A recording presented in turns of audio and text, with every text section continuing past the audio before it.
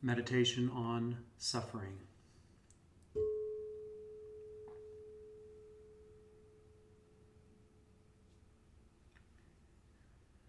So to comfortably find a comfortable posture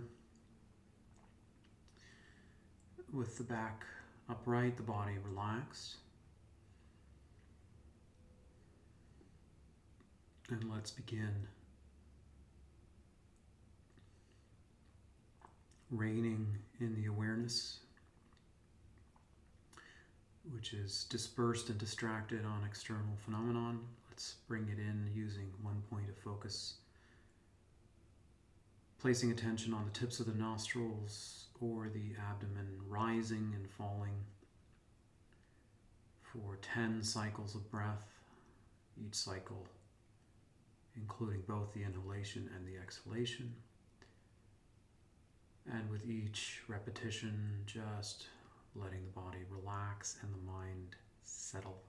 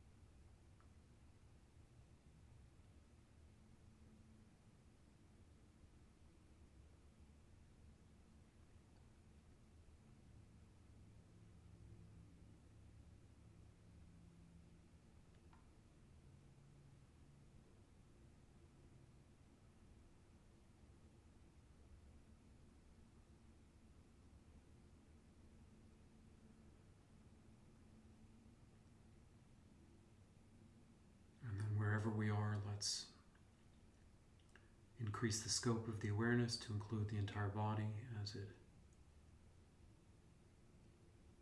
breathes, allowing the awareness to settle on whatever sensation is the most predominant, regardless of its quality being pleasant, unpleasant, or neutral. Just become aware of the flow of sensate experience moment to moment for 10 breaths.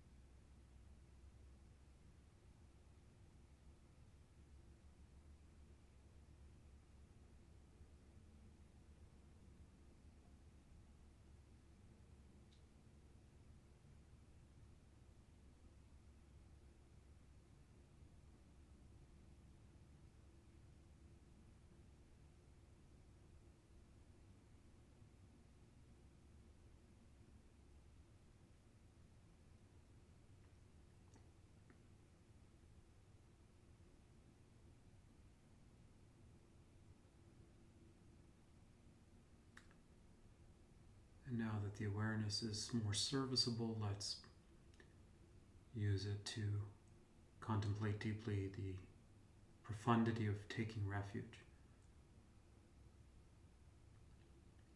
So allow yourself to recollect that you have been on a very long journey. Your soul or consciousness has been transmigrating to different life forms since beginningless time. And you have been propelled by instincts of blindness and affliction, and as a result of causation, we have found our way into various states of ecstatic bliss as well as tremendous despair.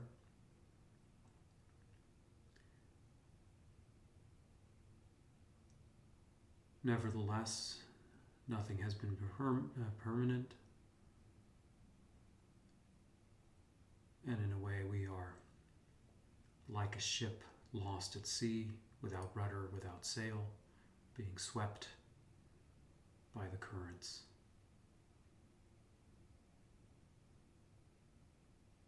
And now think, in this lifetime we have bequeathed ourselves, as a result of the accumulation of virtue, a precious human embodiment endowed with liberty and opportunity. It's not been earned by some external agent. It hasn't been a random act or miracle. By virtue alone have we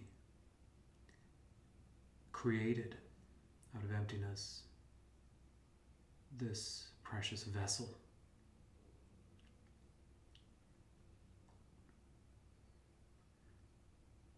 And the question dawns, what shall we do with it?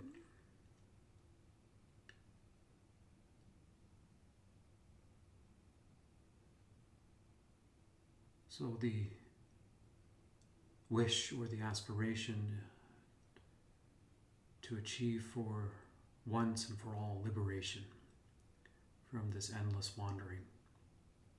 And how can we do that? We take refuge, firm confidence in the Buddha and the Buddha potential. Firm confidence in the teachings and methods of liberation. Firm confidence in the fellow travelers of awakening. Firm confidence in the Guru that embodies all three aspects.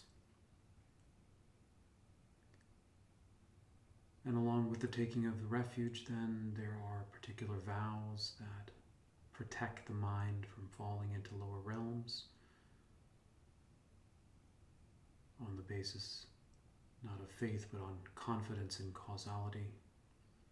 So if you have your refuge vows, then take a moment to go through them and refresh your commitment for the next 24-hour period. And those without the refuge and without the vows, then take a moment to really contemplate how deeply profound and powerful mind is, that mind can both destroy the entire planet and can save all beings.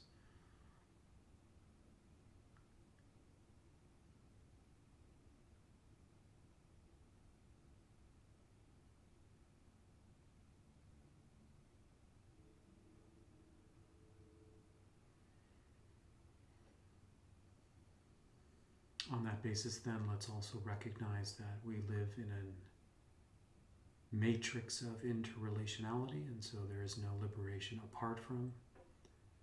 There would only be liberation within the complex dynamics of relationality with others, and so their well-being and their welfare is intertwined with our own. So on the basis of that recognition of interdependence, we generate the strong determination to be free for the benefit of others, the compassionate wish of altruism.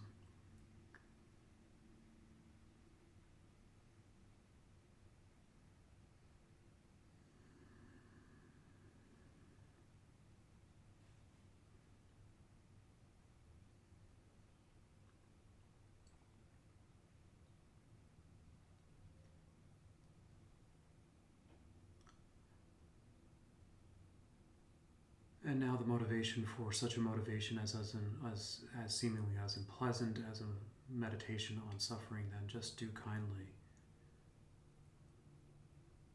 Imagine a mother trying to alert a child to the dangers of a hot stove or heater,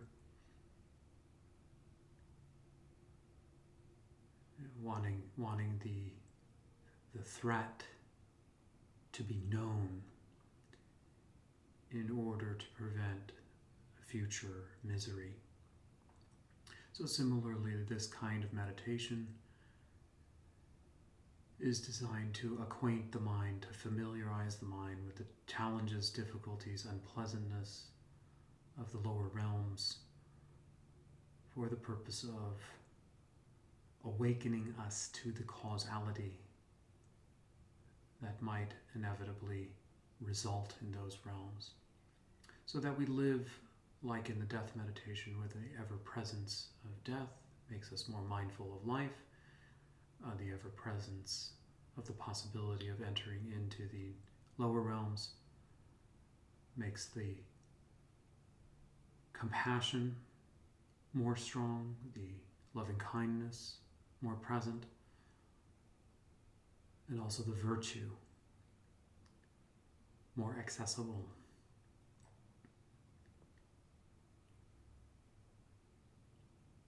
So we should also recognize that the typical mode of operation of our consciousness is to avert our attention from all the things that could be painful and to live almost as if in a state of denial.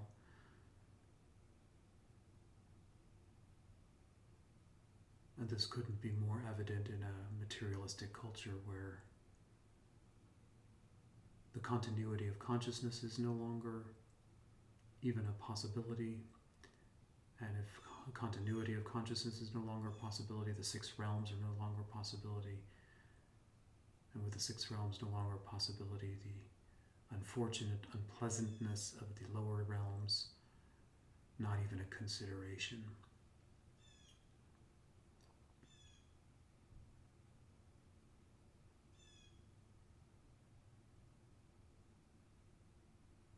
So let's just go through the six realms, and we can not only think of them as the fruition of actual states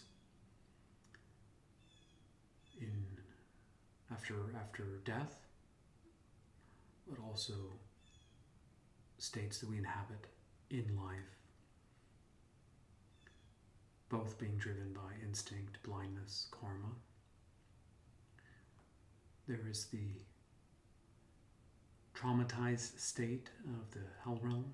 There is the addicted state of the hungry ghost realm, and there is the all-pervasive state of anxiety of the animal realm.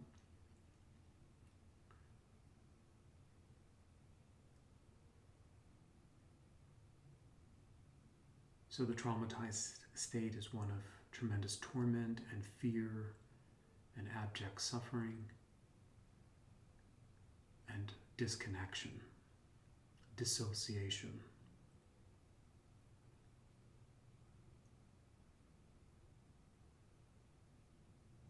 In a way, we can recognize that the outer environment can be, for others, very conducive, but for us it can trigger the onslaught of those kinds of emotions, those kinds of memories,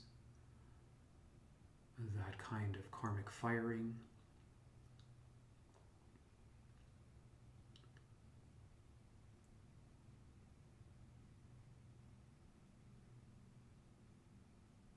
Similarly, the hungry ghost realm we can characterize as a state of insatiable thirst or hunger or yearning that can never be satisfied, and the incredible destruction that we can cause to ourselves and others in pursuit of trying to satiate those base urges, and the sort of Sisyphusian experience of never fully arriving, always struggling.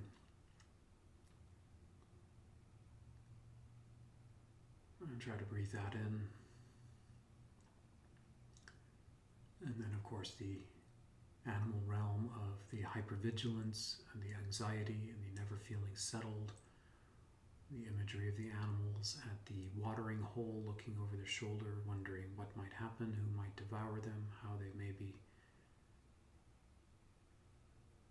turned into prey. So that constant sense of anxiety.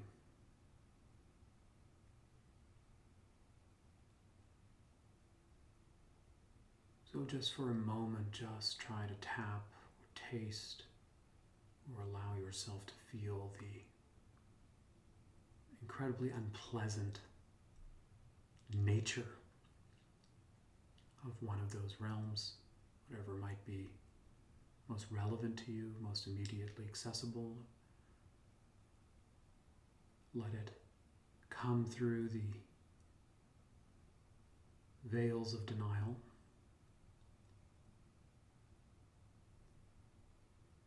But then we can try to work with it. We can try to meditate with it skillfully. We could try to alchemically transform it. We can try to mulch it into something productive or worthwhile or meaningful.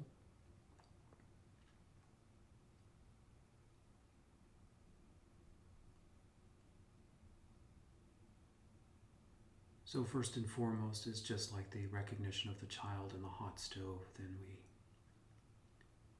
having tasted the dissatisfaction, having tasted the torment, having tasted the anxiety, having tasted the dissociation, having tasted the relentless yearning, and then we can recognize that this is based on cause and conditions. It's not possible to experience these kinds of states without causes and conditions coming together.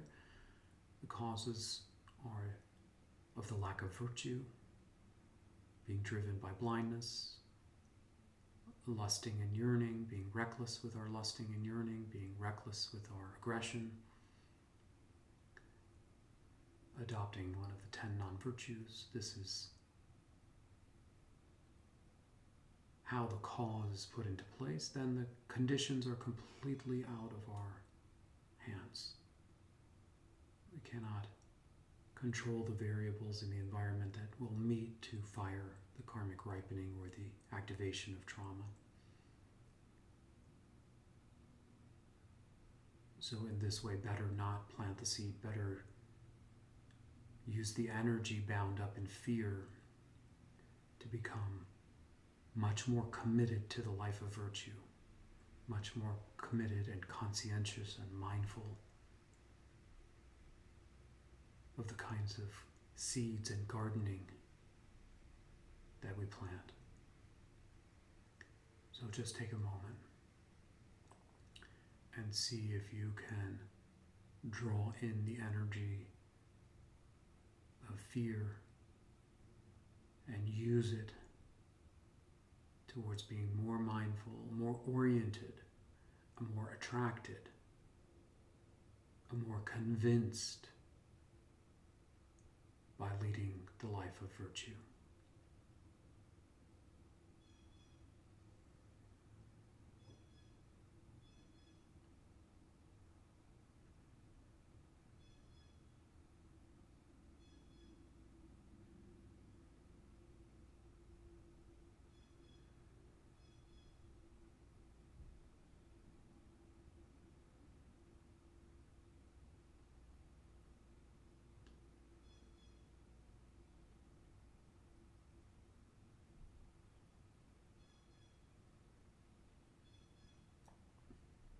And now a second thing that we can do is to generate loving kindness for ourselves. So when we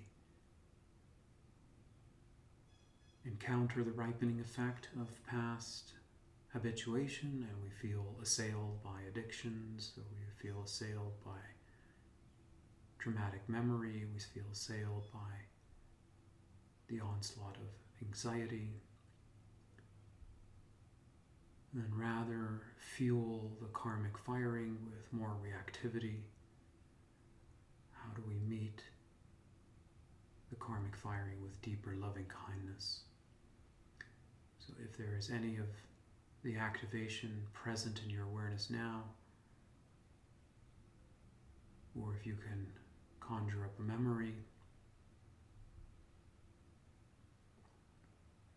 wherever there may be dissociation, anxiety, or yearning, hunger in the body, I try to meet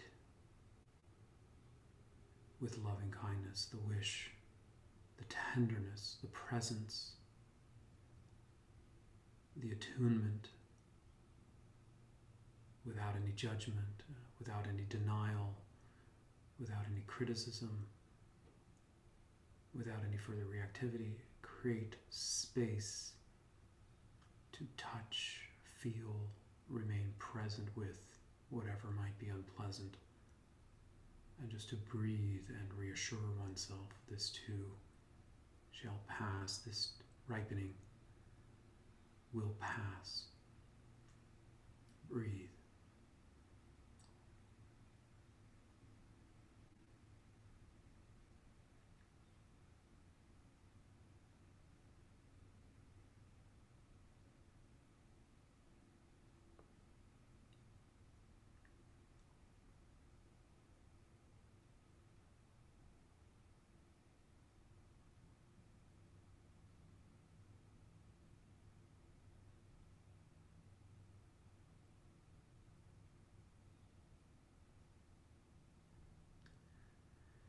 And now finally, the third way that we can transform the sufferings of woe, the lower realms, is to generate strong compassion for those beings that we recognize caught in those tormented mental states. So they could be near and dear ones, they could be strangers we encounter in the field of interdependence. They may obviously be the challenging ones. They may be the challenging ones are ensnared deeply in the suffering of woe, and that is precisely why they are so difficult. So here, let's generate some strong compassion based on empathy, based on knowing what it's like to be in that state, using our own emotions, the fear, the resistance, transforming it into compassion, the wish that the other be free, the wish that the other awaken. So try to find one person to meditate on. Could be a near and dear one, a stranger, or a difficult one. Bring them to mind, recognize the telltale signs of the three lower realms they may be occupying. See how their face is distorted, how their body language is shaped, how their behavior, speech, thinking patterns have narrowed, become rigid.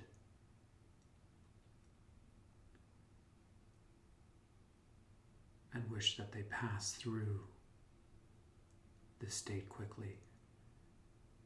And wish that they live with greater ease, and wish that they feel safe in your presence, and wish that they come online and have the presence of mind to finally see the power of cause and effect, and so that no suffering state is wasted.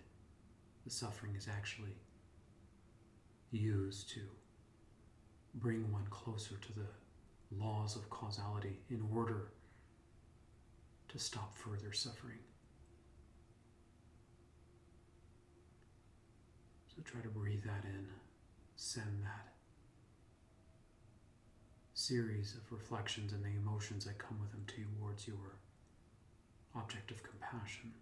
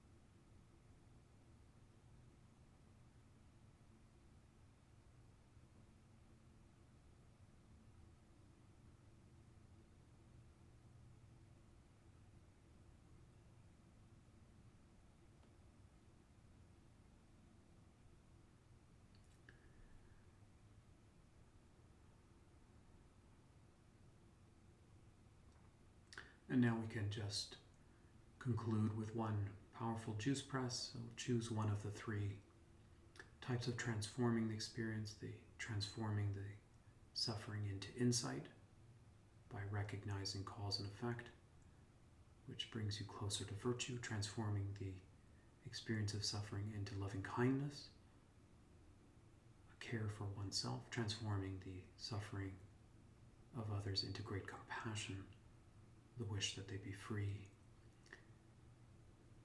Whatever is most accessible for you now, really try to just take 2-3 breaths and seal it deep into your coding, deep into your wiring, deep into your body.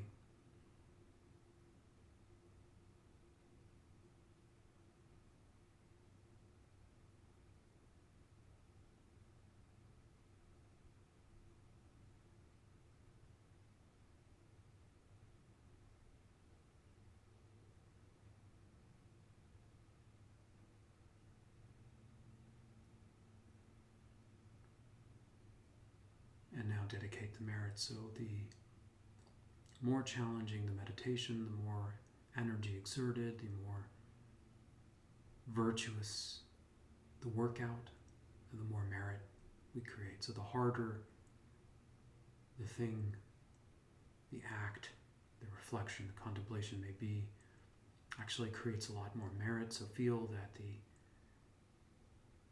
power of meditating on the suffering of woe, the difficulties of the lower realms, actually produces very good merit. So dedicate now the merit to the original intention to awaken for the benefit of others. And if you like, really portion out some of the merit for those that may be suffering. Share it with them. Share a portion of the merit with the loved ones and the difficult ones and the strangers.